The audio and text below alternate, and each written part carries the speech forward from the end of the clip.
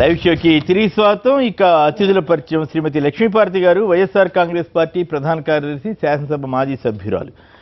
శ్రీ గిడుగు రుద్రరాజు గారు, AP Congress party ప్రధాన కార్యదర్శి, శాసన మండలి మాజీ సభ్యులు, ఆరోగ్య హెల్త్ కార్పొరేషన్ మాజీ చైర్మన్. శ్రీ ప్రకాష్ రెడ్డి గారు, భారతీయ జనతా పార్టీ అధికార ప్రతినిధి. అలాగే శ్రీ భానుప్రసాద్ గారు, శాసన మండలి సభ్యులు, రెండోసారి శాసన మండలికి ఎన్నికైనటువంటి టీఆర్ఎస్ నేత.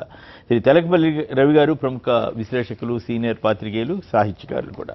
ఇక మళ్ళీ ఏపీ అసెంబ్లీలో ప్రత్యేక హోదా, ప్రత్యేక ప్యాకేజీ అంశం.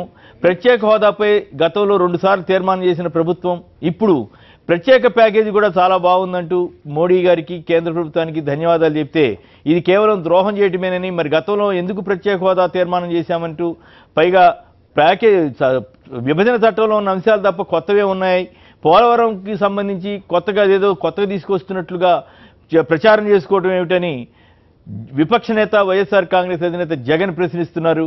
మరి ప్రత్యేక హోదా, ప్యాకేజా ఏది కరెక్టు? శాసనసభ తీర్మానం చేసి అభినందించాల్సిన పరిస్థితి ఉందా లేదా? రుద్రరాజు గారు. బేసికల్గా నిన్న వచ్చినటువంటి దాంట్లో నేను కూడా ట్వీట్ చూశాను. Director general PAB, press information bureau నుంచి ట్వీట్ వచ్చింది అందరికీ కూడా. దాని తర్వాత కేంద్ర మంత్రి గారు మాట్లాడిన దాంట్లో కూడా already last time finance minister of India ఏదైతే నోట్ పెట్టారో దాంట్లో మెన్షన్ చేసినటువంటి ఇష్యూస్నే మళ్ళీ పెట్టడం జరిగింది. దాంట్లో కూడా ఆ ట్యాగ్ కూడా దాంట్లోనే పెట్టారు. ఆ బాటమ్ అండర్లైన్లో రాసి ఉన్నటువంటి మెసేజ్ని చిన్నగా తీసి నీట్గా ట్వీట్ చేసి దాన్ని అందరికీ పంపడం జరిగింది. సో ఇప్పుడున్నటువంటి పరిస్థితుల్లో కొంత క్లారిటీ కావాలి. 16,000 కోట్ల నుంచి పోలవరాన్ని 42,000 కోట్ల రూపాయలకు చేసిన నేపథ్యంలో గవర్నమెంట్ ఆఫ్ ఇండియా ఎంత మేరకు భరిస్తుంది అనేటువంటి దాని మీద ఎక్కడ ఇంకా స్టేట్ గవర్నమెంట్కి ఏం క్లారిటీ లేదు. ఎట్ ది సేమ్ టైం దాంట్లో ఏం చెప్పారు, నిర్వహణకు సంబంధించినటువంటి కొన్ని అంశాలేమో ఇటు చేస్తుందన్నారు, బట్ ఓవరాల్గా పోలవరం అథారిటీకే కొంత హక్కు ఉంటుందనేటువంటిది కూడా చెప్పడం జరిగింది. సో ఇదంతా కూడా బైఫర్గేషన్ స్టేట్ గవర్నమెంటే బాధ్యత తీసుకుంటారు కదా, మొత్తం అంతా బాధ్యత స్టేట్ గవర్నమెంట్. బట్ దాంట్లో పోలవరానికి సంబంధించి పోలవరం అథారిటీని ఒకటి పెట్టారు కాబట్టి సూపర్వైజేషన్ అంతా కూడా వాళ్లే చేస్తారని చెప్పేసి చెప్పడం జరిగింది. దాన్ని 2 పార్టీలు చేశారు. వీళ్ళు ఇప్పటివరకు కూడా మొత్తం అంతా వీళ్ళే చూస్తున్నట్టు చెప్పడం జరిగింది. బట్ పోలవరం అథారిటీ వాళ్ళు దాన్ని పైన సూపర్వైజ్ చేయడానికి దానికి ఉంటుంది. అంటే పోలవరం క్రెడిట్ ఇప్పుడు ప్రభుత్వానికి వస్తుందా, గతంలో ప్రభుత్వానికి వస్తుందా? అసలు పోలవరం విభజన చట్టంలో ఉన్నదా, కొత్తగా ఏమైనా కనిపెట్టారా? యూపీఏ 2 అప్పుడు బైఫర్గేషన్ యాక్ట్ సెక్షన్ 90 కానీ 91 కానీ ఇవన్నీ కూడా all these section stock of the పోలవరానికి సంబంధించి వీటిలో ఉన్నది. మరి ఇప్పుడు అభినందనలు చెప్తారు. గవర్నమెంట్ ఆఫ్ ఇండియా అప్పుడు పెట్టినటువంటి బిల్లులోనే ఉన్నటువంటి అంశాన్ని ఏం చేస్తారు, అసలు మీకు special assistance, it's not special package. Special package అనేటువంటి మాటను ఫైనాన్స్ మినిస్టర్ గారు కానీ గవర్నమెంట్ ఆఫ్ ఇండియా కానీ స్టేట్ గవర్నమెంట్లు కానీ ఆఫీసర్ చాలా కేర్ఫుల్గా ఉంటారు ఇటువంటి పదాలు వాడేటప్పుడు. దాంట్లో ఇట్స్ ఓన్లీ స్పెషల్ అసిస్టెన్స్. ముఖ్యమంత్రి గారు అన్నట్టు, సుజనా చౌదరి గారు అన్నట్టు, వెంకయ్యనాయుడు గారు అన్నట్టు it's not a package, it's only special assistance. ఈ స్పెషల్ అసిస్టెన్స్లో కూడా వాళ్ళు ఇచ్చినటువంటి ఏవైతే 1, 2, 3, 4 ఐటమ్స్ ఉన్నాయో ఈ అన్ని అంశాలు కూడా ఆల్రెడీ మీకు విభజన చట్టంలో ఉన్నటువంటి వాటిని ఫార్మాట్ మార్చారు అంతే. పూర్వం ఆ పేపర్ అడ్డంగా ఉండదని ఇప్పుడు దీన్ని నీట్గా ఒక రోజుగా తయారు చేసి దాంట్లో పెట్టడం జరిగింది. నథింగ్ మోర్ దాన్ దట్ దాంట్లో లేదు. మరి ఇప్పుడు అభినందనలు చెప్పాలి. సెక్షన్ 1991 అంటే ఏదో ఒకటి చేయాలి కదా. ఇప్పుడు ముఖ్యమంత్రి గారు ఏదో ఒక యాక్టివిటీ చేస్తూ ఉండాలి కదా. పుష్కరాలు వెళ్ళిపోయాయి, లేకపోతే ఈవెంట్ ఈ గవర్నమెంట్ అంతా ఎలా అయిపోయింది. విశాఖపట్నంలో ఉన్నటువంటి మనకి చూసాము, విశాఖపట్నంలో ఆ రోజుని మనకి డబ్బులు వస్తాయి, ఇన్వెస్ట్మెంట్స్ వస్తాయి, ఏదన్నారు పార్ట్నర్షిప్ సమ్మిట్ అన్నారు, పెట్టుకున్నారు, అయిపోయింది. To divert the people. ఇప్పుడు ఉన్నటువంటి పరిస్థితుల్లో ఏం జరుగుతుంది, 33 నెలలు అయినటువంటి నేపథ్యంలో నేను మొన్న అమరావతికి వెళ్ళి మొత్తం తిరిగి చూసొచ్చారు. ఏమీ ప్రగతి లేదు అక్కడ. అన్ని తాత్కాలికమే. కానీ పాప అమెరికాలో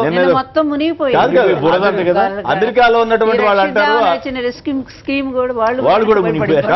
తెలియని వాళ్ళు సుదూర ప్రాంతాల్లో ఉన్న వాళ్ళు అంటూ ఉంటారు పాపం, అవుట్ ఆఫ్ ది ఆంధ్రప్రదేశ్ వాళ్ళు కానీ లేకపోతే అమెరికాలో ఉన్న వాళ్ళు కానీ అమరావతి అంతా ఆల్రెడీ కన్స్ట్రక్షన్ అయిపోయింది. మనకి గృహప్రవేశాలకు వెళ్ళాలి, విపరీతమైనటువంటి. సో ఈ నేపథ్యంలో పోలవరం సెక్షన్ 90 కింద కానీ 91 కింద కానీ యూపీఏ గవర్నమెంట్ సోనియా గాంధీ గారు, మన్మోహన్ సింగ్ గారు ఉన్నప్పుడు ఇచ్చిందే, దాన్నే ఇవాళ ఇంప్లిమెంట్ చేస్తున్నారు. అదే ప్రతిపక్ష నాయకుడు కూడా చెప్పారు, కేబినెట్ నోటు కూడా ఉంది.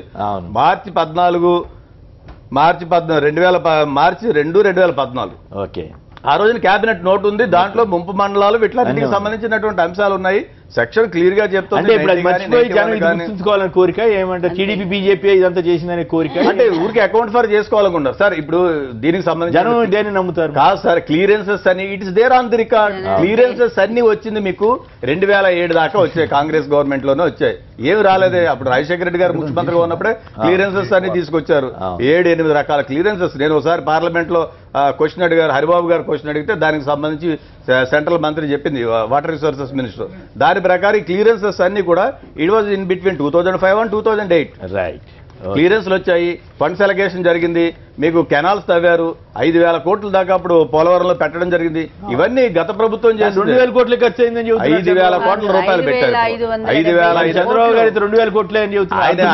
5,800 కోట్లు పెట్టింది ఆల్మోస్ట్. రాము గారు బెంగళూరు నుంచి. రాము గారు నమస్కారం, చెప్పండి. ప్రత్యేక ప్యాకేజీ పేరు మీద ప్రత్యేక అసిస్టెంట్స్ కి ఏపీ శాసనసభ అభినందనలు తెలపడాన్ని మీరు సమర్థిస్తారా, వ్యతిరేకిస్తారా? సమర్థించడానికి అక్కడ ఏముంది సార్? అంతేనా? సమర్థించడానికి ఏమీ లేదా? ఏముంది సార్ సమర్థించడానికి? మీరు చూస్తున్నారు, 5 కోట్ల ప్రజలు చూస్తున్నారు. సమర్థించడానికి ఏం చేశారో సమర్థించాలి అతను. అంతేనా? చంద్రబాబు గారు అంటే ప్యాకేజీ ఎంత బ్రహ్మాండంగా ప్యాకేజ్ వచ్చిందని చెబుతున్నారు, మీకు నచ్చలేదా? సార్ ప్యాకేజ్ అంటారు, హోదా అంటారు. వాళ్ళతో పొత్తు పెట్టుకున్నప్పుడు 15 ఏండ్ల కాలం ప్రత్యేక హోదా ఇస్తామని చెప్పారు. అవును. ఏం చేస్తున్నారండి ఇప్పుడు? అమరావతిలో అన్ని అమరావతి కన్స్ట్రక్షన్ అయిపోయింది, అదైపోయింది, ఇదైపోయింది, అలా చేసాం ఇలా చేసామని 45 మినిట్స్ గవర్నర్ గారు చెప్పారు. ఆ 45 మినిట్స్ లో అట్లీస్ట్ 5 మినిట్స్ అయినా వాళ్ళు ఏమైనా కరెక్ట్ గా చేశారా? చేశారండి. మేము చూస్తూనే ఉన్నాం, మేము చేస్తూనే ఉన్నాం, అంతా చేస్తున్నాం అని చెప్తున్నారు. ఈ రోజు పోలవరం లేకొస్తే పోలవరం వీల్ స్టార్ట్ చేశారా? అవును, వీళ్ళు స్టార్ట్ చేశారా? ఫస్ట్ వైఎస్ఆర్ గారు ఫస్ట్ వాళ్ళ హయాంలో పోలవరం ఎక్కడుందని కనిపెట్టింది వాళ్ళు చేసింది వాళ్ళు. కోట్ల మంది చూస్తున్నారు అది. పోలవరానికి ఆయన ఎంత కష్టపడ్డారో, ఆయన ఎంత చేశారు అనేది ఇప్పుడు వరకు చూస్తున్నారు. అయితే వీళ్ళేదో అదే లాస్ట్ లో అంతా వచ్చేసినాక ఇంకో కొద్దిగా చేసేసి మేమే చేసాము, మాదే పేరు, మాదే అంతా చేసామని చెప్తే ఏంటండి ఇది?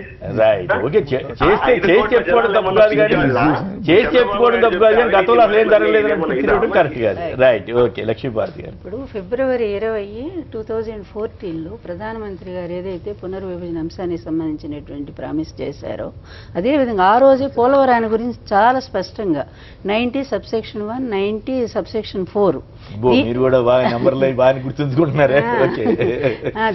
నేను ఇప్పుడు బాగా స్టడీ చేస్తున్నారా? Very good. దీని ప్రకారంగా పోలవరానికి సంబంధించినటువంటి అన్ని అనుమతులతో పాటు మొత్తం కూడా పూర్తిగా ఇవ్వటం బాధ్యత కేంద్ర ప్రభుత్వాన్ని ఆ రోజు చెప్తే, ఈయనేంటి నేను కష్టపడి నేను ప్రమాణ స్వీకారం చేయనంటే అప్పుడు కేంద్రం దిగి వచ్చి పోలవరం ఎంత హాస్యాస్పదంగా అనిపిస్తున్నాయంటే వినటానికి. నిన్న ముఖ్యమంత్రి అసలు ఆయన మైండ్ పూర్తిగా పని చేయట్లేదు నిజంగా. లేదు, అయ్యో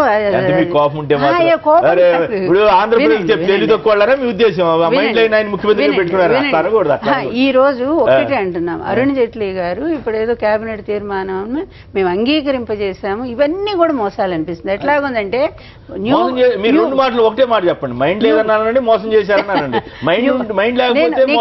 కేంద్రం మోసం, సరే ఈయన మోసమే కదా, దాన్ని ఫాలో చేస్తారు. ఇప్పుడు ఒక్కటండి, ఎట్లాగుందంటే న్యూ బాటిల్ ఓల్డ్ వైన్ లాగా ఉంది ప్యాకేజీ అంశం అనేది. ఆ రోజు ఏవైతే చెప్పబడి మొత్తం తీసుకోండి మీరు, వెనుకబడ్డ ప్రాంతాలకు సంబంధించింది కానీ, అదేవిధంగా ఎయిమ్స్ తరహా ఐఐటి ఇట్లాంటి సంస్థలు అన్నిటి కాదండి, అది మనకిచ్చినే కాదు. 14th ఫైనాన్స్ కమిషన్ ప్రకారంగా 10% నిధులు అన్ని రాష్ట్రాల్లో పెంచారు. అన్ని రాష్ట్రాల్లో భాగంగా 1 కోటి జనాభా దాటిన ఇందులో వచ్చినటువంటిదే. అదే విధంగా ఇప్పుడు ప్రత్యేక హోదా అనేటువంటి అంశాన్ని పక్కన పెట్టడం కోసం ప్రభుత్వం ఆడినటువంటి డ్రామా నిన్న మా నాయకుడు చాలా స్పష్టంగా చెప్పారు. ప్రతిపక్ష నేత ఎంత స్పష్టంగా చెప్పారంటే, మీరు ప్రత్యేక హోదా అవసరం లేకపోతే 15 ఏళ్ళు కావాలని ముందు ఎందుకు అడిగారు అంటే, రాష్ట్రం పూర్తిగా రాజధాని లేదు 2014లో 2015లో తీర్మానం చేయటం జరిగింది అసెంబ్లీలో. మరి 15 సంవత్సరాలు ఎందుకు కావాలని అడిగారు? రాజధాని కూడా కోల్పోయినటువంటి ఆంధ్రప్రదేశ్కి అవసరం ఉందనే కదా మీరు అడిగారు. ఈ రోజు దాని కేంద్రం ఏం నాటకం నాటకం ఆడుతుంటే అలాగే 14th ఫైనాన్స్ కమిషన్ మీద పెట్టారు కొన్నాళ్ళు. తర్వాత నీతి ఆయోగ్ మార్చారు. నీతి ఆయోగ్ మార్చిన తర్వాత వాళ్ళు స్పష్టంగా నేను ఆయనే చెప్పారు, వైవి రెడ్డి గారు కానీ లేకపోతే ఆయన ఇంద్రజిత్ సేన్ కానీ వాళ్ళంతా కూడా ఏం చెప్పారంటే అసలు ఏ సిఫారసు మా కమిటీ చేయలేదు అని చెప్పారు. అంటే ఈ విధంగా ఒక డ్రామా ఆడుతుంటే దానిలో చంద్రబాబు నాయుడు చేయగలిపి ఎందుకు ఆ విధంగా చేశారంటానికి చాలా స్పష్టంగా కనిపిస్తా ఉంది. ఇతని వ్యక్తిగత స్వార్థం కోసమే ఈ రోజు ఆంధ్ర రాష్ట్ర ప్రయోజనాలు బలిపెట్టారు. ఓటుకు నోటు కేసులో 100% ఓటుకు నోటు కేసులో పట్టుబడి పోయి ఆయన కాళ్ళు పట్టుకొని మోడీ గారి కాళ్ళు బ్రతిమలాడుకొని ఆదాని ద్వారా ఇద్దరి మధ్య కూడా సయోధ్య చేయించుకొని మీకు ఆ రోజు వచ్చారు చూడండి పేపర్లో ఒక్కసారిగా చూస్తే తెలుస్తుంది. ఆదాని ద్వారా కేసీఆర్ గారి మీద ఇన్ఫ్లుయెన్స్ చేశారా, కేసీఆర్ గారిని ఇన్ఫ్లుయెన్స్ చేశారు ఏంది చంద్రబాబు పోవద్దని చెప్పి. వెంకయ్యనాయుడు గారు రాజీ చేశారంటారు కాదా? వెంకయ్యనాయుడు అక్కడ చేశారు, ఇక్కడ ఆదానిని పంపించారు. అదే రోజు ఇద్దరిని కలిశారు ఆయన. మీరు ఒక్కసారి చూసుకోండి. లేదు లేదు న్యూస్ వచ్చిందే కదా, ఎవరైనా న్యూస్ ప్రకారమే కదా. భానుప్రసాద్ గారు ఒప్పుకుంటారు లేదో మరి. కానీ ఈ రోజు మనకి జరుగుతున్నటువంటి నష్టాన్ని డైవర్ట్ చేస్తూ చాలా అభినందన తీర్మానం పెట్టు నిజంగా ఆంధ్రజాతి మొత్తం కూడా సిగ్గుపడేటట్టుగా ఉంది నిన్ను చూస్తే వ్యవహారం. పోలవరానికి సంబంధించి కూడా అంతే. ఒక్కసారి మీరు చిన్న అనుమతి ఇస్తే నాకు పోలవరానికి సంబంధించినటువంటి అంశం ఒక్కసారి నేను చెప్తాను. 2004లో ముఖ్యమంత్రి అయిన వెంటనే పాడుబడ్డ అప్పుడు అంజయ్ గారు శిలాఫలకం వేశారు. దాన్ని అంతా కూడా అప్పుడు శిలాఫలకమే అది. కానీ ఈయన అప్పుడు 10,151 కోట్లు ఇది వ్యవహారం అనే దాంతో పని మొదలు పెట్టారు. ఎవరు? వైఎస్ రాజశేఖర రెడ్డి గారు 2004లో. వెంటనే 1320 కోట్లు ఒకసారి 1353 కోట్లు ఒకసారి విడుదల చేశారు మహానుభావుడు. సెప్టెంబర్ 19, 2005 స్థలం క్లియరెన్స్ సాధించారు. అక్టోబర్ 25, 2005 పర్యావరణ క్లియరెన్స్ వచ్చింది. ఏప్రిల్ 17, 2007 ఆర్ఆర్ క్లియరెన్స్ వచ్చింది. September 19, 2028 wild life sanctuary clearance తీసుకొచ్చారు. జనవరి 20, 2009 టెక్నికల్ అడ్వైజరీ కమిటీ క్లియరెన్స్ తీసుకొచ్చారు. ఈ విధంగా మొదలుపెట్టి 2 కాలువలు కూడా కుడి ఎడమ కాలువలు 2 కూడా ఒకటి 148 కిలోమీటర్లు ఒకటి 130 నిర్మిస్తే ఈ రోజు నా డ్రీమ్ అని చెప్తా ఉంటే వింటాను నిజంగా మాకు చాలా ఎంత బాధ అనిపిస్తుందంటే మాబోటాళ్ళని కూడా చంద్రబాబు గారు చూడండి సార్ అంటే ఎప్పుడు అవుతాయి ఎన్ని ఇట్లాంటి ఎలక్షన్ ముందు ఎటు అవుతాయి అనేటువంటి సందర్భం చాలా సార్లు బడ్జెట్ అలిగేషన్ తెలిసిపోతుంది. బడ్జెట్ లో కూడా ఎప్పుడు 100 రూపాయలు కూడా సంబంధించి ఎప్పుడు రాజు గారు రాజు గారు నమస్కారం మాట్లాడండి. రాజు గారు నమస్కారం చెప్పండి. చెప్పండి అభినందించడం కరెక్టేనా? అభినందించాల్సిన అవసరం ఉందా? శాసనసభలో ఈ ప్యాకేజ్ ఇచ్చారంటూ స్పెషలిస్ట్ మీద అభినందనలు తెలపటం మంచిదేనా కాదా? అది అందరికీ తెలిసిన విషయం సార్.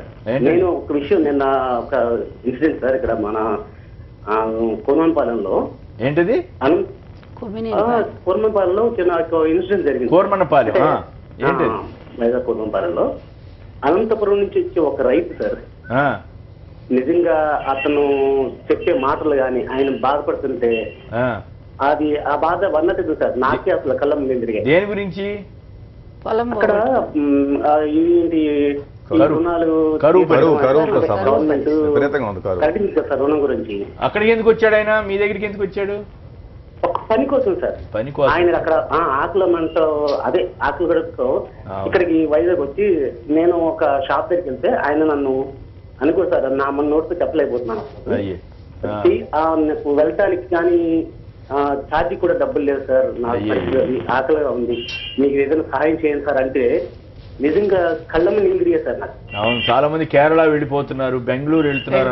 ఓన్లీ అనంతపురం నుంచి 12 లక్షల మంది ఎక్కువ డబ్బుల కోసం పైకి వెళ్తుందని చెప్పడం. రేణిగల్ని తీసుకొచ్చి కరువు 12.5% వృద్ధి రేటు పెరిగిందంట ఆంధ్రప్రదేశ్ కి. ఎక్కడ దారుణం అండి.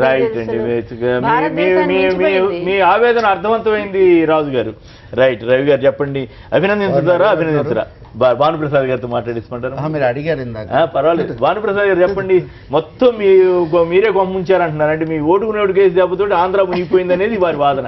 పైగా ఇప్పుడు ప్రత్యేక హోదా అడగకపోగా అభినందనలు చెప్తున్నారనేది వారి వాదన. ఓటుకు నోటు కేసులో ప్రత్యక్షంగా దొరికినటువంటి వాళ్ళ మీద చర్యలు జరుగుతున్నాయి. దానికి సంబంధించినటువంటి ఆల్రెడీ ఫైల్ చేయడం జరిగింది. దానికి సంబంధించినటువంటి చర్యలు జరుగుతాయి. ఓకే, దానికి సంబంధించి ఇంటరాగేషన్లో ఇంకా ఎవరెవరికి వస్తుంది ఏమొస్తుంది అనేటువంటిది అది సెకండరీ. ఫస్ట్ ప్రైమరీగా ఏంటంటే ఎవరైతే అక్కడ స్పాట్లో దొరికినటువంటి వాళ్ళు ఉన్నారు, ఎవరైతే డబ్బులు ఇస్తూ రెడ్ హ్యాండెడ్గా దొరికిపోయినటువంటి వాళ్ళు ఉన్నారో వాళ్ళ మీద ఫస్ట్ డెఫినెట్గా 26 పూర్తి ఆధారాలతో సహా ఇచ్చినటువంటిది ఉంది. ఓకే. ఇక టెలిఫోన్కి సంబంధించినటువంటి సంభాషణలు లేకపోతే ఇంకోటి ఎంతవరకు కోర్టు ఇదిలోకి తీసుకుంటుంది, ఎంతవరకు దానికి సంబంధించినవి కూడా మా వరకు మేము పంపించడం జరిగింది. దాని దగ్గర నుంచి కూడా ఫోరెన్సిక్ ల్యాబ్ నుంచి కూడా రావడం జరిగింది. దానికి సంబంధించినవి కూడా ఆ కేసులో మీరు ఏం చేస్తారో చేరనేది చాలా మందికి అర్థమైంది, సమర్థించుకున్నారు. కానీ దాని పుణ్యమాని ఇప్పుడు ప్రత్యేక హోదా వదులుకోవాల్సి వచ్చిందంట. అక్కడ ప్యాకేజీ పేరు మీద ఏం చెప్తే అది ఒప్పుకోవాల్సి వస్తుంది, కేంద్రం ఏం చెప్తే అభినందనలు చెప్పాల్సి వస్తుంది. మేము స్పష్టంగా చెప్పేది ఏంటంటే టీఆర్ఎస్ పార్టీగా పార్లమెంట్లో చెప్పాం, విజయవాడ మీటింగ్లో చెప్పాం, అనేక సందర్భాల్లో చెప్తున్నాం. ఆంధ్రప్రదేశ్ రాష్ట్రానికి ప్రత్యేక హోదా ఇవ్వడానికి మేము సమర్థిస్తున్నాం. టీఆర్ఎస్ పార్టీగా మేము సమర్థిస్తున్నాం, ఇవ్వాలని కోరుతున్నాము కేంద్ర ప్రభుత్వాన్ని. ఆ విషయంలో మాకు సెకండ్ ఇది లేదు. ఒక ప్రామిస్ చేసింది కేంద్ర ప్రభుత్వం అంటే దాన్ని నిలబెట్టుకోవాల్సిన అవసరం ఉంది. ఈరోజు ఆంధ్రజ్యోతిలో చెప్తున్నటువంటి ఇది మరి కొత్త ఇది వినబడుతుంది. అది ఎంతవరకు వాస్తవం నాకు తెలియదు. కానీ రుణమాఫీ విషయం అంటే యూపీలో ఇచ్చినటువంటి రైతులకు ఇచ్చే రుణమాఫీని కేంద్ర ప్రభుత్వం ఇస్తుంది అనేటువంటి ఇదిలో పే చేస్తుంది అనేటువంటి ఇదిలో చెప్తున్నటువంటి ఇది ఉంది. అంటే మేము ఆ రోజు ఇక్కడ తెలంగాణ ప్రభుత్వం మేము రుణమాఫీ చేస్తాము, మేము కౌంటర్ గ్యారంటీ ఇస్తాము, మీరు బ్యాంకులకు చెప్పండి, మేము పే చేస్తాం ఇన్స్టాల్మెంట్స్లో, ఈ 3 ఇన్స్టాల్మెంట్స్లో పే చేస్తాము, బ్యాంకులు మీ చేతిలో ఉంటాయి కాబట్టి, ఆర్బీఐ మీ చేతిలో ఉంటుంది కాబట్టి మీరు గైడ్లైన్స్ ఇవ్వండి అని అంటే కూడా మాకు మా రిస్క్ కేంద్ర ప్రభుత్వం మరి ఈ రోజు వాళ్ళకి చేస్తుంది అని అంటే మేము ఆశ్చర్యపోతాం. నిజంగా చేస్తుందా లేదా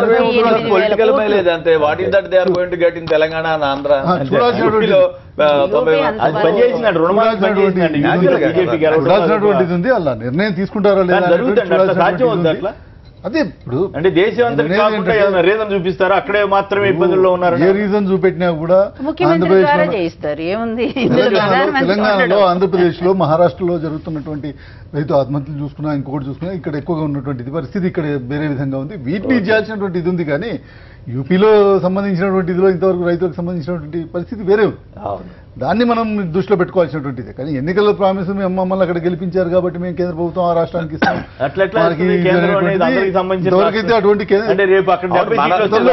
గతంలో అనేక కేంద్ర ప్రభుత్వాలన్నా కూడా ఎప్పుడు కూడా అటువంటి ఇది కనబడలేదు. మన దగ్గర సత్తా ఉందనుకోండి, ముఖ్యమంత్రి గారు, కేంద్ర మంత్రి గారు, పెద్దలందరూ ఉన్నారు. వాళ్ళు ఏమైనా వంచగలిగి అడగలిగి కెపాసిటీ. తర్వాత కేసీఆర్, చంద్రబాబు ఇద్దరు వాళ్ళ ఫోన్లోకి వెళ్ళిపోయినట్టే కదా, వాళ్ళు కొంచెం ఇబ్బంది పడే పెత్తనం పెరిగినట్టే కదా బీజేపీ పెత్తనం. ఇంకొకటి లక్ష్మీకాంత్ గారు ఇంకొక ఆరోపణ ఏం చేసిందంటే అదానీ విషయంలో ఏదో చేసిండ్రు. అదానీ మధ్య మాకు అదానితో సంబంధాలు లేవు, అదానికి మేమేమి ఇచ్చినటువంటిది లేదు, మేము తెచ్చుకున్నటువంటి ఇది లేదు. సో అదానితో మాకు ఇంతవరకు ఎటువంటి సంబంధాలు ఉన్నట్టుగా ఎవరు ఆరోపణ ఇక్కడ ఉన్నటువంటి ప్రతిపక్షాలు కూడా దీంట్లో కాంప్రమైజ్ అయ్యి చంద్రబాబు గారు అక్కడికి వెళ్ళిపోయేటట్టు చేశారు. దాంతో అక్కడ 1000 కోట్లు బట్టని జనాన్ని పడింది. ఇదంతా వాస్తవం. మొత్తం మీద నేననేది అదాని అనేటువంటి మోడీ గారికి ఏమన్నా సంబంధాలు లేనటువంటి ఆరోపణలు ఉన్నాయే కానీ కాదు సార్. అంత క్లియర్ గా అందరూ ప్రపంచం అంతా జరిగిన తర్వాత కూడా ఏం చేయలేదు. సర్వేశ్వరరావు ప్రకాశం జిల్లా నుంచి. సర్వేశ్వరరావు నమస్కారం, మాట్లాడండి. నమస్తే సార్, కేఎస్ఆర్ గారు. నమస్కారం, మాట్లాడండి ప్లీజ్. అక్కడ ఉన్న పెద్దలకి అందరికి నమస్కారం సార్. మాట్లాడండి. అదే ఈ రోజు చంద్రబాబు నాయుడు గారు ఇచ్చిన ప్రత్యేక హోదాలో బడ్జెట్ లో గానీ అంతా మోసపూరితమైన మాటలతో అందరినీ మొదలు పెడుతున్నారు. అదేమంటేనేమో మన రాష్ట్రంలో ఏపీ నెంబర్ 1 గా చేస్తాను వృద్ధి రేటు కానీ మన లక్ష్మీపార్వతి గారు చెబుతున్నారు 12.5 అని. రేట్లకే ఉందిలే, వృద్ధి రేటు పోటీ పడుతున్నారు తెలంగాణ, రైట్. ఓకే, నారాయణరావు గారు చీపురిపల్లి. నారాయణరావు గారు చీపురిపల్లి, నమస్కారం అండి, మాట్లాడండి. నమస్తే, మాట్లాడండి. మీరేమంటారు? ప్రత్యేక హోదా ఇవ్వకపోయినా పర్వాలేదు అనుకుంటున్నారా? ప్రత్యేక అసిస్టెంట్స్ కి ప్యాకేజ్ అని పేరు పెట్టి అభినందన చెప్పడాన్ని సమర్థిస్తారా? ఇప్పుడు విద్యుత్తులు అందరూ ప్రత్యేక ఇస్తారంటేనే బీజేపీకి, టీడీపీకి ఓటేశారు సార్. అంతేనా? మీరు కూడా అందుకే వేసారా? నేను ప్రత్యేకంగా టీడీపీకి ఓటేసాను. ఒక టీచర్ అండి ఇక్కడ, టీడీపీకి ఓటేశారు. మన ఆంధ్రప్రదేశ్ అభివృద్ధి చెందాలంటే వాళ్ళకి కావాలి, వాళ్ళే చెప్పారు. వాళ్ళకి అప్పుడు చెప్పారు, వాళ్ళకి చెప్పిన మాట నిలబెట్టుకోకుండా చేశారు. ఈ రోజు ఏంటంటే ఉత్తరప్రదేశ్ లో వచ్చి ఎన్నికల హామీలోని రుణమాఫీ చేస్తున్నాం. ఆంధ్రప్రదేశ్ లో అంతకంటే బాగుండేవాళ్ళ కదండి సార్. అవును. సో గట్టిగా గవర్నమెంట్ ఒత్తాసు పలుకుతుంది. మన టీడీపీ గవర్నమెంట్ ఒత్తాసు పలకడం వల్ల ఇవన్నీ జరుగుతున్నాయండి. అవును. సో గట్టిగా నిలదీయండి అడిగితే. ఈ రోజు ఓట్లు వేసిన ప్రతి ఒక్కరు కూడా ఈ అనకూడదని రాలిటీ పెట్టే రోజులు వస్తాయండి దగ్గరలో. Right, okay. మీరు కూడా మాట్లాడిన తర్వాత మళ్ళీ వాళ్ళిద్దరు కూడా మాట్లాడి ఈ పాయింట్ చెప్పండి. ఏం లేదు, 87,000 కోట్లు రుణమాఫీ ఫస్ట్ అనౌన్స్ చేసింది. ఇప్పటి వరకు ఆయన చెప్పిన ప్రకారం 10,000 కోట్లు మాత్రమే రుణమాఫీ అయ్యింది. 16,000 కోట్లు వడ్డీ ప్రతి సంవత్సరం రైతులు ఈ రుణాలకు సంబంధించి కట్టాల్సినటువంటి పరిస్థితి వచ్చిందండి. మాఫీ కాకపోగా ఈ రోజు రైతులు ఎదుర్కొంటున్నటువంటి దారుణమైన పరిస్థితి, పైగా వీళ్ళకి కొత్తగా ఈ రవ్వికి కానీ దీనికి అసలు రుణాలు ఇచ్చేటువంటి పరిస్థితి లేకుండా అయిపోయింది. చెప్పండి, నేను అభినందించడాన్ని మీరు సమర్థిస్తారా? లక్ష్మీ భారత్ గారు ఇంతకుముందు పద్యాలు బాగా చెప్పేవాళ్ళు, ఇప్పుడు అంకెలు కూడా బాగా చెప్తున్నారు. మీరు ఆమెకు ఒక ప్రత్యేకమైన సెక్షన్ ఏర్పాటు చేయండి, ప్రజలు తెలుసుకుంటారు. మామూలుగా ఇంకా మళ్ళీ మీరు పద్యం చెప్పిస్తారా? ఇప్పుడు చెప్పింది చాలేదా? ఒక మాట, మీరు ఇందాటి నుంచి అభినందించడం సరైందా కాదని ఒక ప్రశ్న వేస్తున్నారు.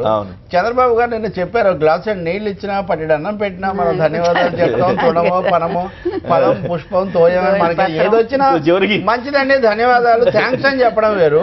దాన్ని ఒక పెద్ద సెట్టింగ్ లో దానికి ఒక అభినందన తీర్మానం మొత్తం, అంటే ఏ సభ అయితే ప్రత్యేక హోదా కోసం 2 సార్లు ఏకగ్రీవ తీర్మానం చేసిందో ఆ దాన్ని నిరాకరించి, దాన్ని కుదించి, దాన్ని వధించి ఒక పాక్షికమైన ప్యాకేజీ ప్రహసనం లాంటివి చేస్తే దానికి మళ్ళీ అంతకంటే కూడా ఎక్కువగా తీర్మానం చేయటం అంటే సభ తనను తాను కించపరచుకోవడం.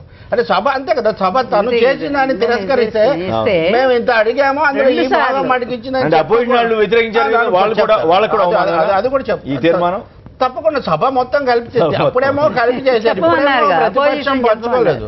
కాబట్టి ఇక్కడికి వచ్చేసరికి ఉప్పు కప్పు రంబు ఒక పోలిక నుండి చూడ రుచుల మీరేం కాదు, మీరు పడేవాళ్ళు.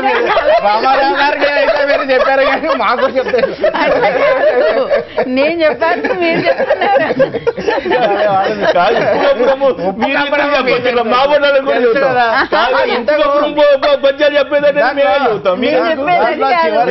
మేము చెప్పలేని చెప్పాలి. రెండు ఒకటిగా కనిపిస్తాయి కానీ ఒకటి కాదు. పురుషుల పుణ్య పురుషులు లేరయా అని రానిదానికి ఒక తీర్మానం చేశారు.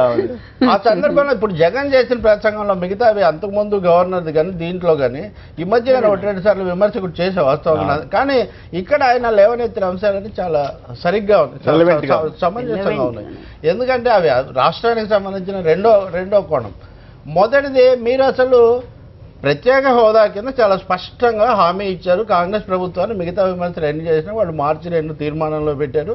ప్రభుత్వం దాన్ని ఎగ్జిక్యూటివ్ బేసిస్ మీద తీసుకుపోవడానికి పూర్తి ఆధారం ఉంది.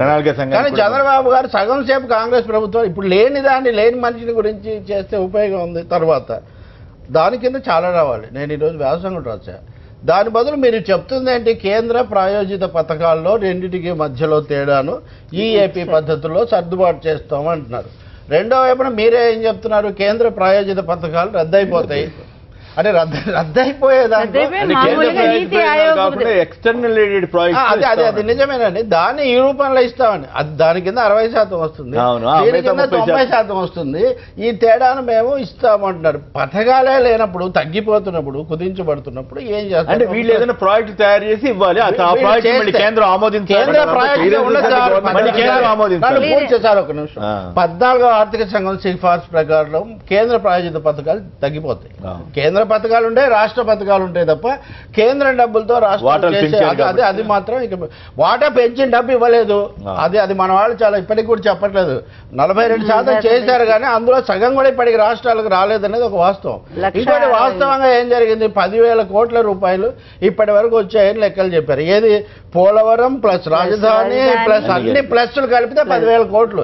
వెంకయ్య నాయుడు గారు ఆ రోజు 10 ఏళ్ల ప్రత్యేక హోదా అడగడమే కాదు, రాష్ట్రానికి వెంటనే లోటు వస్తుంది, కన్సాలిడేటెడ్ ఫండ్ కింద 10,000 కోట్లు ఇమ్మన్నాడు. కన్సాలిడేటెడ్ ఫండ్ కింద 10,000 కోట్లు అడిగిన వెంకయ్య నాయుడు గారు 3 ఏళ్ల తర్వాత ఇన్ని పోరాటాలు, ఉద్యమాలు, చర్చోపచర్చల తర్వాత అన్నీ కలిపి 10,000 కోట్లు ఇచ్చి ఓ బ్రహ్మాండంగా ఇదే పప్పనుకో, ఇదే చారుకో, ఇదే సాంబార్ అనుకో అన్నట్టుగా ఉంది. కాబట్టి ఇచ్చింది చాలా పాక్షికం. ఇక లో మా నిర్మాణ దక్షతను, నిర్మాణ సామర్థ్యాన్ని గమనించి పరికించి నీతి ఆయోగ్ వారు మీరే తీసుకోండి అని మమ్మల్ని అడిగారు అని చంద్రబాబు గారు చెప్పారు. అలా చెప్పలేదు. రాష్ట్ర ప్రభుత్వ విజ్ఞప్తిని కేంద్రం ఆమోదించిందే అరుణ్ జైట్లీ గారు చెప్పారు అని ఆయన చెప్పారు. ఈ వీటన్నింటినీ కనుక మీరు పోల్చుకు ఇంకా చివరిది ప్రత్యేక హోదా అనేది పెట్టుబడులు రావడానికి భారతదేశంలోనే కాదు అమెరికా లాంటి దేశంలో కూడా కొన్ని అననుకూల పరిస్థితులు ఉన్న చోట రాయితీలు కల్పిస్తే తప్ప రావు. మన ఫార్మా వాళ్ళందరూ వెళ్ళి అక్కడ కాబట్టి దాన్ని కూడా తీసేసి హోదా వల్ల ఏం రాదు, గజం మిథ్య ఫలాన్ని మేము చెప్పడం ఇది చాలా అంటే చంద్రబాబు గారు అంటే ఇప్పుడు బీజేపీ వాళ్ళు చివరి మాట మీరు ఇందాక నుంచి పోలవరం గురించి పోలవరం మీద వైఎస్ఆర్ చేసినప్పుడు కూడా విమర్శలు ఉన్నాయి, కానీ చాలా కాలం మరుగున పడిందని ఆయన మళ్ళీ పునః ప్రారంభించారు. ఆ మాట మీరు చెప్పలేకపోతే నా కళ అంటే ఏమని కలగన్నారు మీరు? రాజశేఖర రెడ్డి కాకుండా నేను చేస్తుంటే బాగున్నాను మీరు కలగన్నారా మనకు తెలియదు. కాబట్టి నా కళ అని చెప్పడం వేరే వాళ్ళు నాకు తెలుసు. రాజశేఖర రెడ్డి గారు కూడా అప్పుడు ప్రశ్నలు వేసేవాళ్ళు కాదు. చంద్రబాబు గారు ముఖ్యమంత్రిగా ఉన్నప్పుడు నారాయణ స్వామి గారు ఇంకా ఆయన జీవించే ఉన్నారు. ఆయన పోలవరం పోరాట సమితిని పెట్టుకెళ్తే పులిచింతల గురించి మాట్లాడుతున్నారు. చివరి మాట సార్, పోలవరం ప్యాకేజ్ హోదా వేరు, ప్యాకేజీ లేదు, అసలు లేని ప్యాకేజీ ఉంది అంటున్నారు. ప్యాకేజీ అనేది చివరికి పోలవరానికి కుదిస్తున్నారు మీరు. మళ్ళీ పోలవరానికి చాలా పార్ట్షిప్ ఎంత ఇచ్చారంటే 3,000 కోట్లు ఎంతో ఇచ్చారంటున్నారు. దాని అది కూడా ఏ లెక్కన ఇస్తారు? 100%, 300 అప్పటి లెక్క ప్రకారం ఇస్తారు. రాజశేఖర రెడ్డి ఉన్నప్పుడు వేసిన లెక్క ప్రకారం ఇస్తారంటున్నారు. 2010 అది మేము సాధించామని అది సాధించాము, కేంద్రం ఇస్తానన్నది పాత లెక్క ప్రకారం. కాబట్టి చివరిది రుణమాఫీ ఉంది. మీరు ఇందాక లేవనెత్తారు, పెద్ద కేంద్రం చాలా బాధ్యతగా ఉంది. మోడీ గారు ఇప్పుడు అచ్చేది నినాదం వదిలేసి న్యూ ఇండియా అనే కొత్త నినాదం పెట్టారు. మనకందరికి ఫోన్లలో కూడా వస్తున్నాయి న్యూ ఇండియా అంటే అచ్చేదిని వచ్చేసాయి ఇప్పుడు న్యూ ఇండియా. ఈ న్యూ ఇండియాలో కేంద్రం ఏదనుకుంటే అది జరుగుతుందా? ఏపీకి ఒక నీతి, తెలంగాణకు ఒక నీతి, ఉత్తరప్రదేశ్కి ఒక నీతి జరుగుతుందా? ఇక్కడ చాలా స్పష్టంగా ప్రకాష్ రెడ్డి గారు చెప్తారేమో, మేము ఎప్పుడు రుణమాఫీ హామీకి చెప్పాడు కదా, మాకు రుణమాఫీ హామీకి సంబంధం లేదు, అది అశాస్త్రీయం అన్నారు. మరి మీరు ఉత్తరప్రదేశ్ పెద్ద రాష్ట్రం కాబట్టి దాన్ని గెలుచుకుంటే దేశ చిత్రపటం మారుతుంది కాబట్టి అక్కడ వచ్చేస్తుంది. కేంద్ర వైరుధ్యాలు సార్ మీరు విమర్శించలేకపోతే ఎంత పొగడాలో అంత పొగడండి తప్ప నేను గతంలో అన్నట్టుగా మరీ పొగడతలు శృతి మించిపోయి దాన్ని విమర్శించే వాళ్ళకు గొంతు నొక్కే ప్రయత్నము అది సరైనది కాదు. పాక్షికమైనదంటే వాళ్ళకి మీ ఉద్దేశం ఏంటి? ఇంకా మళ్ళీ మీరు నన్ను ఓటుకు నోటు దగ్గర దాని మీద వాళ్ళిద్దరు మాట ఓటుకు నోటు ఉంది, దాంట్లో చాలా సమస్య అది చాలా పరిమితి, దానివల్లే జరిగిందని నేనేమన్నా. ఆ విషయంలో రాజీ కుదిరి ఉండొచ్చు, అది వేరే విషయం. దానివల్లే జరిగిందని వైసీపీ పదే అదే ఆ వైఖరి వాళ్ళది, అది కూడా ఒక అంశం మాత్రమే. నిజానికి అదాని అది శక్తివంతుడు కదా. ఈ రోజు మీరు చూస్తే కనుక అదానికి ఆస్ట్రేలియా ఇంకొక ఆయన అదానికి వారు చెప్పినట్టే రాజీయ కుదిరి ఇంకోటి కుదిరితే మా కాళేశ్వరానికి అబ్జెక్షన్ చెప్పేటువంటి పరిస్థితి. రాజీ కుదరకపోతే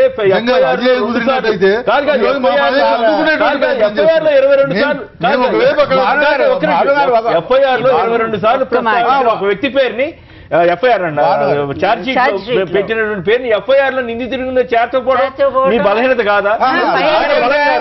చంద్రబాబు ఖచ్చితంగా మీ మీద డామినేట్ చేయగలిగాడు అనేది వాస్తవం.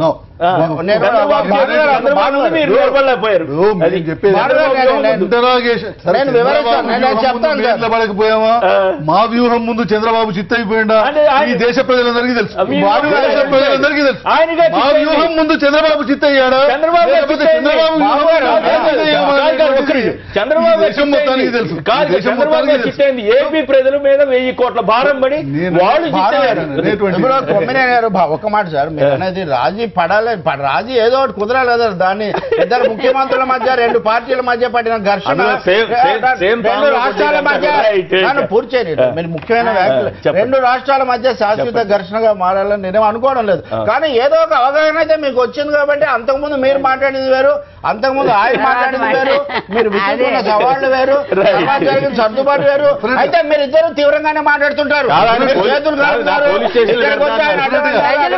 మీ రాజకీయ ప్రయోజనాలు రాజకీయ ప్రయోజనాలు ఆలోచించినట్టయితే మేము ఆంధ్రప్రదేశ్ కి మీకు స్పెషల్ స్టేటస్ ఇమ్మని మేము ఎందుకు చెప్తామండి? రాజకీయ ప్రయోజనాలు ప్రయోజనాలు ఆలోచించినట్టయితే మీకు స్పెషల్ చెప్తాను. రాజకీయ ప్రయోజనాలు కాదు, ప్రజా ప్రయోజనాలు ఆలోచించేటువంటి పార్టీ ఉద్యమాల పార్టీ.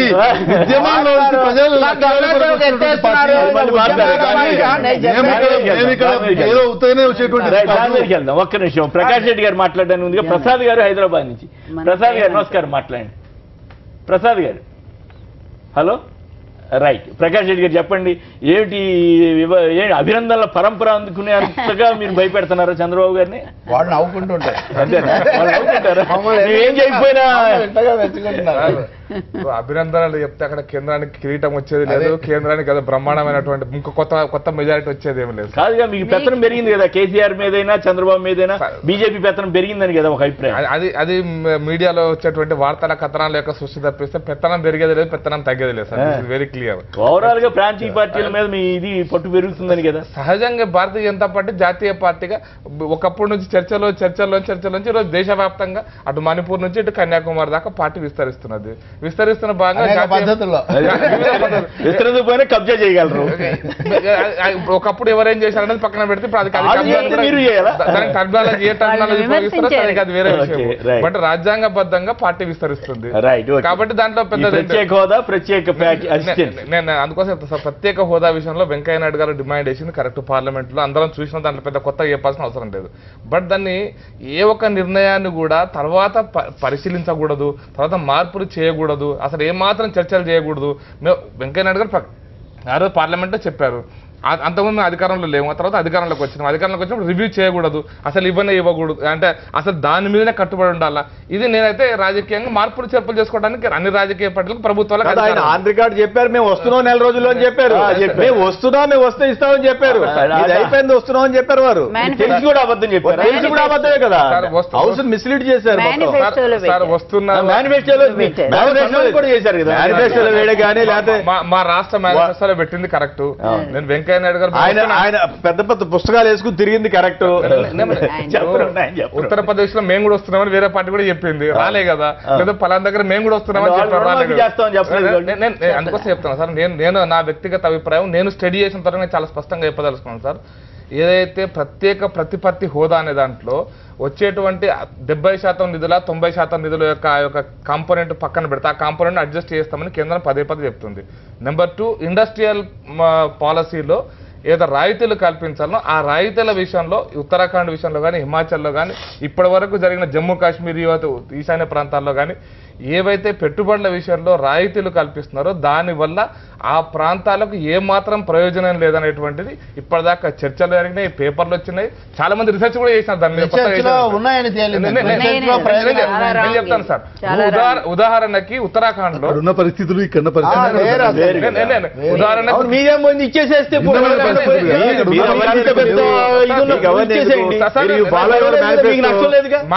మాకు నష్టం ఎవరికి నష్టం పక్కన ముందు కర్ణాటక కాంగ్రెస్ పార్టీ కేంద్ర ప్రభుత్వానికి ఏ ఉత్తరం రాసిందో అది తెలవాలా. ఇక్కడ భారతీయ జనతా పార్టీ ఏ మేనిఫెస్టోలో పెట్టిందో అది ఇంప్లిమెంట్ చేయండి.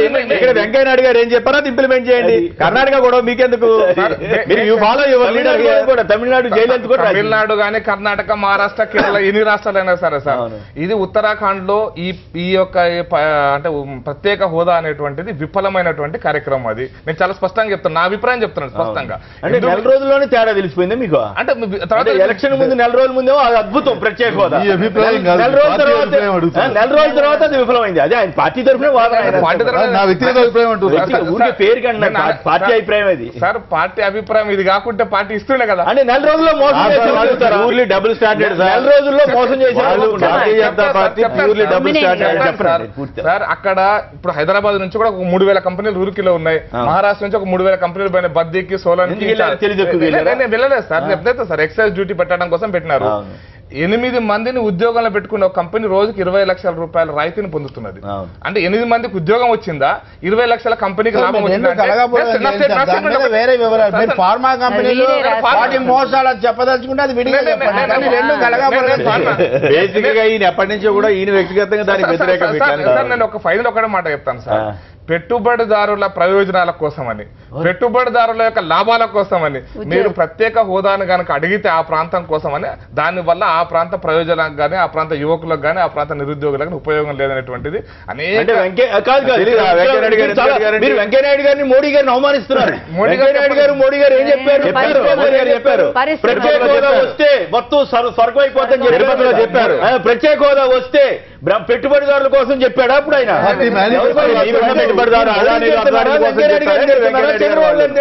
మోడీ గారు చెప్పారు. ఎవరు అబద్ధాలు చెప్పారు, ఎవరు మోసం చేశారు? మోడీ గారు చెప్పిన మేనిఫెస్టోలో పెట్టిన మాట రాజ్యసభలో అడిగిన మాట వాస్తవం. మీరు అంటే కాదు మేము మోసం చేశామని చెప్పలేసుకుంటే అది వేరే విషయం. మీరు ముందు మోసం చేశామని ఒప్పుకోండి సార్. నేను ఒక్క విషయం మోసం చెప్పమని స్పష్టం చెప్తున్నాను సార్. మోసం స్పష్టం సార్. తిరుపతిలో కూడా మాట్లాడుతున్నప్పుడు కేసీఆర్ మన మోడీ గారు అక్కడ ఉన్నారు తప్పిస్తే, మోడీ గారు ప్రత్యేక పథకం ఇస్తున్నాను ఇంకా తీసేసుకోండి అయిపోతుంది మొత్తం తెలంగాణ ఆంధ్రప్రదేశ్ మొత్తం అయిపోతుంది.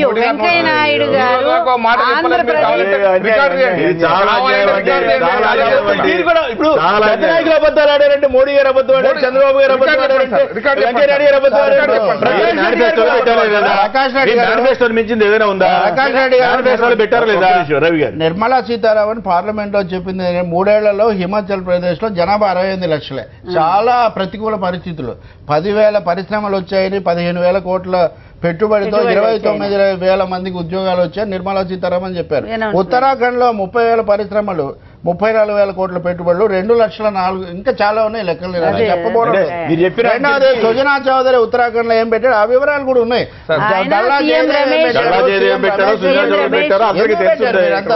ఏపీ పనికిరాదని హెచ్పీకి వెళ్ళి అక్కడ ఉత్తరాఖండ్ కొండల్లో మంచులో పెట్టారా? మోసం చేశాడని మీరు చెప్తారా? మోసం చేశాడని మీరు చెప్పదచ్చారా? నా స్టేట్మెంట్ చెప్పండి. కాదు మీరు ఏమన్నారు? పెట్టుబడిదారుల ప్రయోజనాలు మోసగాళ్ళు అన్నారు. మోసగాళ్ళు అన్నారు. మోసగాడా మోసగాడా చెప్పండి సార్. నేను చెప్తున్నాను సార్, నేను పదం ఉపయోగిస్తున్నాను సార్. మీరు 35,000 ఉద్యోగాలు ఇచ్చారు.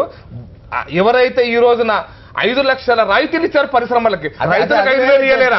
ఆ రాయితీలన్నీ కూడా ఆ ప్రాంతంలో ఎక్సైజ్ డ్యూటీ ఎగ్జామ్షన్ కోసం ఇచ్చినటువంటి రాయితీలు. 5 లక్షల కోట్ల రాయితీలు ఇస్తారు, 5,000 మందికి ఉద్యోగాలు.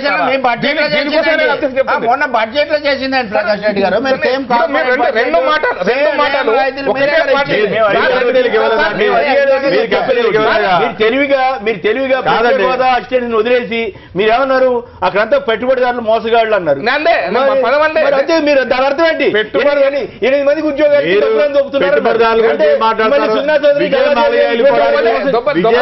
పారిపోవడానికి మీరు మాట్లాడినప్పుడు ఒక మాట మాట్లాడదు కదా. మీరు రాంగు మాట్లాడేది అంటే తప్పు అవుతుంది సార్. నేను మోసగాలని ఎవరని లేదు సార్. అక్కడ ప్రభుత్వం చెప్పిన అర్థం అది సార్. ప్రభుత్వం ప్రయోజనం కల్పించింది, అక్కడ వాళ్ళు ఉపయోగించుకున్నారు. అది మోసం కాదు. ప్రయోజనం కల్పించిందని ఇప్పుడు నాకు 10 లక్షలు ఎవరైనా ఇస్తారంటే నేను తీసుకుంటే మోసం అవుతుంది. తెలిసి మోసం చేయటం కదా. ₹1,00,000 ఇస్తే పాపం లక్ష్మణ్ గారికి పార్టీ పదవి పోయింది. ₹1,00,000 పాపం అమ్మాయి కూడా తెలియనాడు. ₹1,00,000 మీరు మాట్లాడినప్పుడు నేను మాట్లాడిన సబ్జెక్ట్ ఫైనల్ ఒకటే మాట చెప్తున్నాను. నేను ఒక సెక్టార్ ఇండస్ట్రీస్ గురించి నేను మాట్లాడతలేను సార్. మనం ఈ రోజు పదే అన్ని రాజకీయ పార్టీలు దేశంలో ఇండస్ట్రీలకు ఎన్ని ప్రయోజనాలు కల్పించారని విమర్శిస్తున్నప్పుడు ఆ ప్రయోజనాలన్నీ ఏ ప్రాంతంలో కల్పించారు, ఏ ఎక్సైజ్ కిందనా, కస్టమ్స్ కిందనా, సేల్స్ ట్యాక్స్ కిందనా, ఇన్కమ్ ట్యాక్స్. మేనిఫెస్టోలో ఏం చెప్పారు? మోడీ గారు ఉపన్యాసం ఏం చెప్పారు? వెంకయ్యనాయుడు గారు ఉపన్యాసం ఒకటే మాట సార్. నేను ఖచ్చితంగా మా పార్టీ మా ప్రభుత్వం ఫీల్ అవుతుంది అంటే సార్, ఎక్కడైతే మౌలిక వసతులు ప్రభుత్వం కల్పిస్తుందో అక్కడ పరిశ్రమలు వస్తాయి. ఎక్కడైతే ఇబ్బందులు లేకుండా రాజకీయం చేయకుండా ఎక్కడైతే అంటే ఇండస్ట్రీ అంటే అంతకుముందు మేనిఫెస్టోలో అబద్ధం చెప్పారా? మేనిఫెస్టోలు తీసేయండి ఇంకా సార్. ఒక మాట చెప్తాను సార్, ఒక మాట చెప్తాను సార్. ఈవెన్ టీడీపీ కానీ ఇక్కడ టీఆర్ఎస్ కానీ సార్, ఒకటి హెడ్డింగ్ లో 1,00,000 కోట్ల రైతు రుణాల మాఫీ పెట్టారు. 1,00,000 కోట్ల రైతులందరికీ రుణాలు మాఫీ అన్నారు. మరి అయిపోయింది కదా. మరి మీరు సమర్థిస్తున్నామని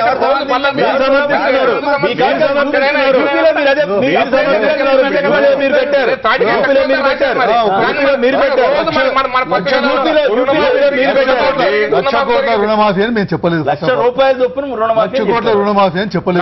₹1,00,000 రుణమాఫీ చెప్పారు. పంట రుణాలే 1,00,000 కోట్ల రైతు రుణాల మాఫీ అన్నారు. పంట రుణాల 13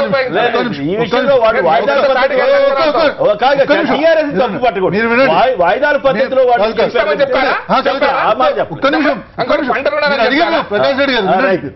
వారు అడిగినట్టుగా మేము మా మేనిఫెస్టోలో స్పష్టంగా పెట్టినాము పంట రుణాలని. నేను వారికి నేను ఛాలెంజ్ చేస్తున్నా, పంట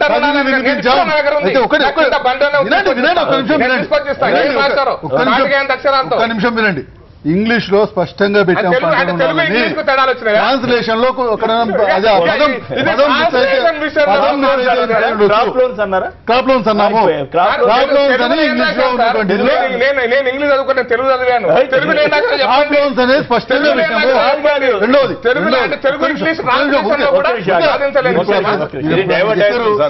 అడిగినాక ఒకటి క్రాప్ లోన్స్ అనేది స్పష్టంగా పెట్టినాము. రెండవది ఇది ఒకే సంవత్సరంలో పే చేయలేము కాబట్టి మేము కేంద్ర ప్రభుత్వం మా రిస్క్ రండి, మేమేం మిమ్మల్ని డబ్బులు ఇమ్మని అడగట్లేదు, కేవలం ఒక్క నిమిషం మేము మిమ్మల్ని అడిగేది ఏంటంటే మేము పే చేస్తాము, రాష్ట్ర ప్రభుత్వం పే చేస్తాము, ఎవ్రీ ఇయర్ పే చేస్తాము, వడ్డీతో సహా పే చేస్తాము. మీరు అప్పటి వరకు బ్యాంకులని వాళ్ళకి ఆ అమౌంట్ రిలీజ్ చేయడానికి, రైతులు మళ్ళీ కొత్త రుణాలు పెట్టుకున్నప్పుడు వాళ్ళకి రిలీజ్ చేయడానికి ఆదేశించండి, మేము ఇదే చేస్తామనంటే ఒప్పుకోలేదు. మీరు ఇప్పుడు ఈ రోజు ఇది మాట్లాడుతూ ఉంటే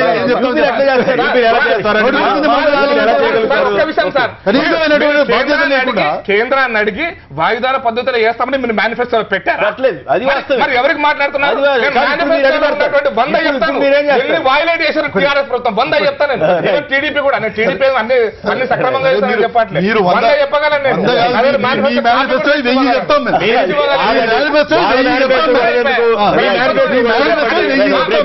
అందుకోసం మేనిఫెస్టోలో పెట్టింది కరెక్టా? మీరు అడిగారు కదా మేనిఫెస్టోలో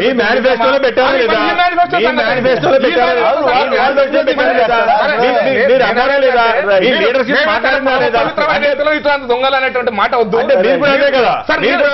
మీరు 10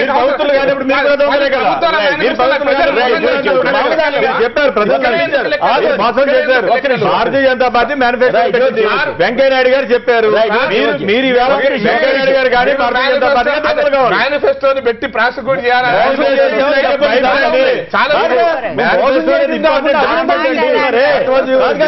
మోసం చేయడం ఒక పద్ధతి అయితే అభినందనలు పైగా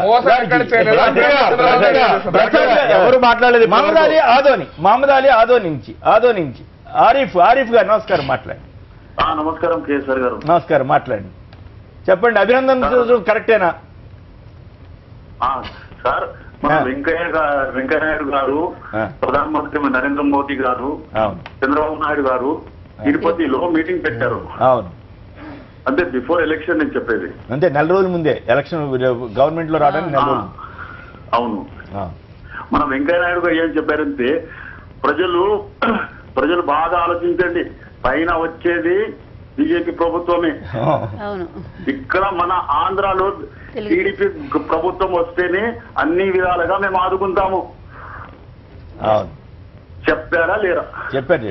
అయిపోయిన తర్వాత ప్యాకేజీలు ఇస్తుంటే ఊరికి సైలెంట్ పెట్టేస్తారా? ప్యాకేజీ అని కూడా పేరు లేదు మిత్రం, ప్యాకేజీ నిజంగా ప్యాకేజీ అనేది మరి చౌదరి గారు ప్యాకేజీ పెట్టారండి. సుజనా ప్యాకేజీ దేని ప్యాకేజీ లేదు, ఓన్లీ స్పెషల్. ఈ విషయమైనా ప్రధాని ఎందుకు మాట్లాడరు? ప్రధాని ఒక అధికారపూర్వకమైన ప్రకటన ఎందుకు చేయరు? ఎన్నికల ప్రచారంలో తన సమక్షంలో ఇదంతా జరిగింది కదా, ఇప్పుడు తన ఇదంతా జరిగినప్పుడు బాధ్యత కాదు రాష్ట్రం మీరు అమరావతి సమక్షంలో ఆయన కూడా చేశాడు. ప్రకాష్ రెడ్డి గారు ప్లీజ్ మీరు అసలు అంత మాత్రం దేశానికి ప్రధాని కాబోయే ఒక నాయకుడు తన సభలో ముఖ్యమంత్రి కాబోయే అభ్యర్థి పవన్ కళ్యాణ్ వీళ్ళందరూ చెప్పిన దానికి బాధ్యత లేదు. ఒకవేళ ఆయన చెప్పేది నిజమైతే కూడా రెండోది ఇప్పుడు అరుణ్ జైట్లీ ఓన్ చేసుకోరా? ఆంధ్రప్రదేశ్ పట్ల మీకు బాధ్యత లేదా? అమరావతికి వచ్చారు, అమరావతికి వచ్చి మట్టి నీళ్ళు ఇచ్చారని మేము అంతా అన్నాము. మీరు దీన్ని అన్నా కానీ ఒక సందర్భంగా తీసుకొని ప్రభుత్వం అంటే ప్రధాని బాధ్యత తీసుకోవట్లేదు దీంట్లో. నేను చెప్పదంటే ధర్నా చౌక్ మీద మీ పార్టీ కూడా చాలా ఘాటుగా విమర్శిస్తా ఉంది. ఏమిటి సార్ ధర్నా చౌక్ మరి అక్కడ ట్రాఫిక్ ప్రాబ్లం ఇవన్నీ ఉన్నాయి కదా? ట్రాఫిక్ ప్రాబ్లం ఉద్యమ కాలంలో ఉండేది సార్. ట్రాఫిక్ కాలం ఉద్యమ కాలంలో ఉండలేదు సార్. హైదరాబాద్ ట్రాఫిక్ ఓన్లీ ధర్నాలే కారణం అనేది కనుక అనుకుంటే మాత్రం అంతకంటే మూర్ఖం ఇంకోట్లేదు సార్. అంతకంటే మూర్ఖం.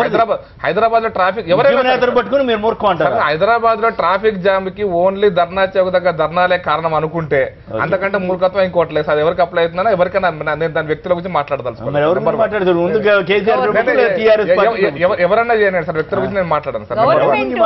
నెంబర్ 2 సార్, ధర్నా చౌక్ దగ్గర అది రాజ్యాంగం యొక్క హక్కు, ప్రజాస్వామ్యం కల్పించిన హక్కు. కాబట్టి ధర్నా చౌక్ దగ్గర ధర్నాలు చిన్న చిన్న సంస్థలు కూడా సార్, వడ్డెర సంస్థ, ఇంకో సంస్థ ఎంత వందల మంది అక్కడ ధర్నాలు చేస్తుంటారు. బట్ దురదృష్టం ఏంటంటే ఈరోజు ధర్నా చౌక్ ఎత్తివేయాలనే ప్రయత్నం చేయడం మాత్రం అది ప్రజాస్వామ్యాన్ని తెలంగాణలో కూని చేయడం అని నేను భావిస్తాను. దానికోసం నిన్న మా వాళ్ళు పాదయాత్ర కూడా చేశారు. అవసరమైతే ఇంకో కోర్టు కూడా పోతాం. నిన్న మా కిషన్ రెడ్డి గారి నాయకత్వంలో ధర్నా చౌక్ దగ్గర నుంచి అసెంబ్లీ దాకా యాత్ర కూడా ఇచ్చాం. దాంట్లో అంబేద్కర్ ఫోటో పెట్టాం, ఎందుకంటే రాజ్యాంగం కల్పించిన హక్కు కాబట్టి. జయప్రకాష్ నారాయణ ఫోటో కూడా పెట్టాం, ఎందుకంటే ప్రజాస్వామ్యాన్ని పునరుద్ధరించిన వ్యక్తిగా. కాబట్టి తెలంగాణలో ప్రజాస్వామ్యం కనుక కూలి చేయబడితే పునరుద్ధరించే కార్యక్రమాన్ని చేస్తాం సార్. సంక్షిప్తంగా బేసికల్ గా ధర్నా అనేటువంటిది ప్రజాస్వామ్యంలో ప్రతిపక్షాలకు ఉండేటువంటి ధర్నా చేసుకోవద్దు అంటలేదు వాళ్ళు. సో దాన్ని ధర్నా పూర్వం మనం సెక్రటేరియట్ దగ్గర ఉండేది, మన అందరికీ గుర్తు. సెక్రటేరియట్ ఎదుర్కొండానే ఉండేది, బుద్ధ పూర్ణిమ ప్రాజెక్ట్ రావడానికి ముందు ఎదుర్కొంటూ ఉండేది. దాని తర్వాత మేము విద్యార్థి దశలో ఉన్నప్పుడు అక్కడ చేసేవాళ్ళం. దాని తర్వాత ఇందిరా పార్క్ దగ్గర షిఫ్ట్ చేశారు. ఇందిరా పార్క్ దగ్గర ఇన్కన్వీనియన్స్ ఉంటుందని నేనైతే ఏమనుకోవట్లేదు, ఎందుకంటే అక్కడ ఇంకా గవర్నమెంట్ ల్యాండ్ అదంతా. మనం చేసేది ఓన్లీ ఒకటి. ఇప్పుడు పోలీస్ పెరేడ్ చేస్తున్నారు, గౌరవ వందనం స్వీకరిస్తున్నారు, అంతవరకు జరుగుతూ ఉంటుంది అంతే. సో దాని అవసరమైతే లోపల కొంచెం ఇదిగా చేసి, ఎందుకంటే ఢిల్లీలో పెర్మనెంట్ గా ఒక స్ట్రీట్ ని ఇవ్వడం జరిగింది. ప్రైమ్ ఏరియా పార్లమెంట్ కి చాలా కోతవేట దూరంలో ఉంటుంది, అది ఉంటుంది. సో డెఫినెట్ గా దాన్ని షిఫ్ట్ చేయడానికి కాంగ్రెస్ పార్టీగా మేమైతే ఒప్పుకోవట్లేదు, అది ఉండాలని మేము కోరుకుంటున్నాం. లక్ష్మీ పార్టీ ఇప్పుడు గతంలో కూడా ప్రభుత్వాలన్నీ కలిసి అది ఇందిరా పార్క్ వేరే చోట డిస్టర్బెన్స్ లేకుండా, ట్రాఫిక్ జామ్ కాకుండా అక్కడ బాగుంటుందని నిర్ణయించినటువంటి ప్లేస్ అది. వీళ్ళ ఉద్యమాలు అయితే అసలు ఇందిరా పార్క్ లేదు, అసెంబ్లీ లేదు, ఎక్కడ పడితే అక్కడే చేశారు, ట్యాంక్ బండ్ల మీద చేశారు. సరే అది ఉద్యమం అంటారు. ఈరోజు మీ ప్రభుత్వం వచ్చేసరికి మిగిలిన వాళ్ళ సమస్యలు కాదా? మొన్న జరిగినటువంటి చూస్తే జేసీ ఆధ్వర్యంలో జరిగిన నిరుద్యోగ సమస్య మీద వాళ్ళు చేస్తే ఎక్కడికి ఇచ్చారండి? ఎల్బీ నగర్ అవతల అదే నాగోలు దగ్గరికి వెళ్ళి యూత్ ఎక్కడెక్కడి నుంచి రాష్ట్రం 4 మూలల నుంచి వచ్చే యూత్ వీళ్ళు ఆ చివరికి వెళ్ళి చేసుకోమని చాలా సమస్యలు పడిపోయారు వెళ్ళలేక. ఇది కరెక్టా? కాదండి, అసలు సమస్యలు వినకూడదు అన్నట్టుగా ప్రభుత్వం ప్రవర్తిస్తుంది. ఎట్లా ధర్మం అవుతుంది? ఏమి బాగాలేదు అసలు. తప్పనిసరిగా ఎవరైనా ఖండిస్తారండి. అంటే ప్రజావరణాన్ని కుదించే ఒక పెద్ద ప్రయత్నం, పబ్లిక్ స్పేస్ అనేది అంతకంతకు తగ్గించేస్తున్నారు. ఇప్పుడు మీరు పాకలు తీసేస్తే కూడా వాళ్ళకి సిటీ బయట మేము చాలా ఎక్కువ స్థలం ఇస్తామంటే వాడు బతకడమే చాలా కష్టం అవుతుంది. అక్కడికి వాడికి వచ్చే కూలి, అక్కడికి వెళ్ళిపోయే ట్రాన్స్పోర్ట్ ఛార్జింగ్ సరిపోతుంది. కాబట్టి నిరసన తెలిపి మనిషి నోటికి ప్లాస్టర్ వేయడం ఎటువంటిదో, అక్కడ గుండెకాయలాగా ఒక సజీవ చైతన్యానికి చిహ్నంగా ఉన్నది తెలంగాణ సాధించి పెట్టింది కూడా. మీరు చేసిన ఉద్యమాలు కూడా అక్కడే కదా చాలా వరకు చేశారు. అటు ఇటు బ్యారికేడ్స్ పెడతారు, పబ్లిక్ దాని వల్ల వచ్చే ఇది లేదు. స్వామీజీ ధర్నా చౌక్ అది ధర్మ చౌక్ అన్నారు ఉదాహరణకు. అక్కడ ఆధ్యాత్మిక కార్యక్రమాలు చేస్తుంటారు కాబట్టి కేసీఆర్ గారేమో ఇక్కడ ధర్నాలు ఇంకా అవసరం ఉండదు అన్నారు. సత్యం కదా ధర్మం జర అన్నట్టుగా ఇప్పుడు దాన్ని మొత్తం ఎత్తేస్తామంటే దాన్ని కొనసాగించాలి. కావాలంటే రాజకీయ విమర్శలు చేసుకోవచ్చు, కానీ నిరసనే లేకపోతే ప్రజాస్వామ్యానికి అర్థం లేదు. ఇతరత్రా కనిపిస్తున్న అసహనానికి దీనికి కూడా సంబంధం ఉంది.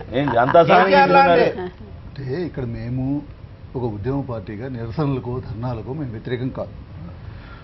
మేము అనేక సందర్భాల్లో అప్పుడు ఉన్నటువంటి ప్రభుత్వాలు టీఆర్ఎస్ పార్టీ కానీ జేఏసీ కానీ చేస్తున్నటువంటి అనేక కార్యక్రమాలకి ఇదే ధర్నా చౌక్లో కానీ నిజాం గ్రౌండ్స్లో కానీ పెట్టుకుంటా ఉన్నప్పుడు పర్మిషన్ ఇవ్వలేదు. ఆ రోజు మీరు ఇప్పుడు వీరభద్రం గారు అదేది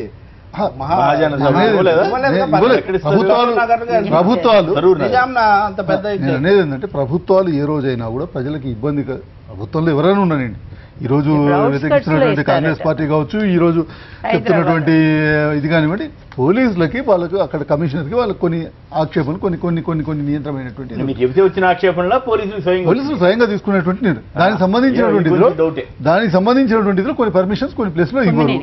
అదే విధంగా ఆ రోజు మాకు ఇవ్వనటువంటి సందర్భంలో మేము కోర్టుకు పోయినటువంటి సందర్భాలనే కోర్టు నుంచి తెచ్చుకున్నటువంటి సందర్భాలు ఈ రోజు కూడా కోర్టుకు పోయారు. కోర్టులు కూడా దాన్ని నిరాకరించి మీరు బయట ఈ రోజు రింగ్ రోడ్ వచ్చింది, రాష్ట్రం నుంచి ఏ మూల నుంచి ఎక్కడి నుంచి రావాలన్నా కూడా ఆ రింగ్ రోడ్ నుంచి అక్కడికి చేరడానికి ఈజీగా ఉంటుంది. ఆ రింగ్ రోడ్ మీద ఏదో ఒక దగ్గర మీరు చేసుకోండి. కోర్టు కూడా ఆ మాట చెప్పింది. కోర్టు ఆ మాట చెప్పింది. ధర్నా చేయండి, వినపడకుండా చేయండి, ఎవరికి కనపడడానికి వినిపించడానికి మీడియా ఉంది, కనబడటానికి వినిపించడానికి మీడియా ఉంది. ప్రజలు ఈ రోజు చాలా చైతన్యవంతులయ్యారు. ప్రజలు చాలా చైతన్యవంతులయ్యారు. ఎక్కడ ధర్నా జరిగినా, మా గ్రామంలో జరిగినా కూడా అది రాష్ట్ర వ్యాప్తంగా దేశవ్యాప్తంగా తెచ్చేటువంటి ప్రధానమంత్రి గారు ఒక్క మాట చెప్పాలి మీ ఛానల్ వారు ఏంటంటే, ఆయన ఏం చెప్పారంటే వెంకయ్యనాయుడు గారు ఏదైతే మాట ఇచ్చారో రాజ్యసభలో దాన్ని తప్పకుండా మేము ఫుల్ఫిల్ చేయడానికి మేము ఉన్నామని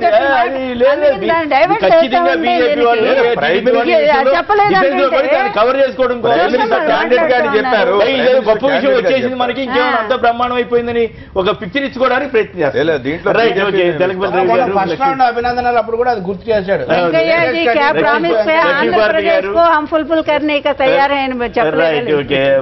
రుద్రరాజు గారు, ప్రకాష్ రెడ్డి గారు, భానుప్రసాద్ గారు అందరికి కూడా ధన్యవాదాలు. ఇది నేటి వార్తా విశ్లేషణ కార్యక్రమం. నమస్కారం.